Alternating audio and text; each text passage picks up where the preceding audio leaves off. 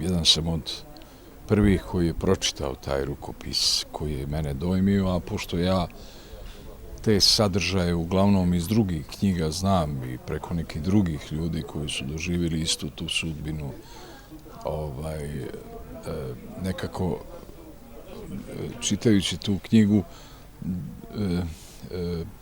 imao sam osjećaj da te ljude koje on pominje gotovo sve poznajem iz nekih drugih kazivanja. Šta je zanimljivo u toj njegovoj knjizi? Što on nije pisac, on je svjedok. I to je čarobno kako je on uspio pobijediti svoj vlastiti bol, pokazujući nam da su neki drugi gotovo po njegovom kazivanju više stradali i on piše o njima. Ima jedna, često me pitaju ljudi, zbog čega naziv Tomaštica grobnica fudbalera. Tomaštica je grobnica raznih profila ljudi koji su ubijeni u ljeto 1992. godine u Prijedoru.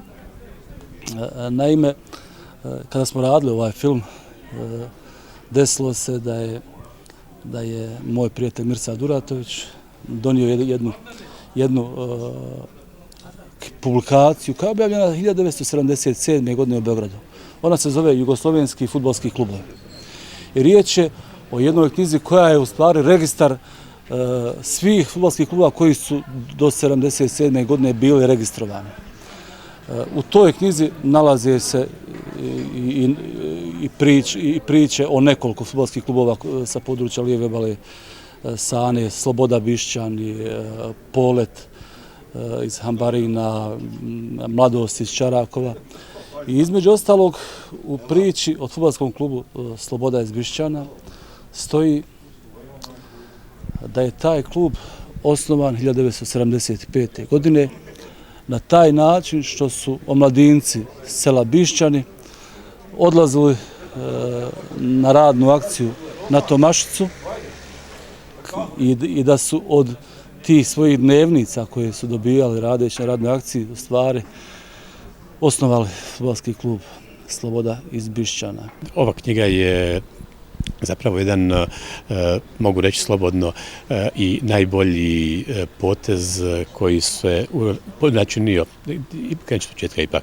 Ova knjiga je jedan od najboljih, vjerovatno, projekata koji su realizovani po pitanju svjedočanstava o boravku u logorima koje su naši ljudi tokom rata 1992-1995 imali.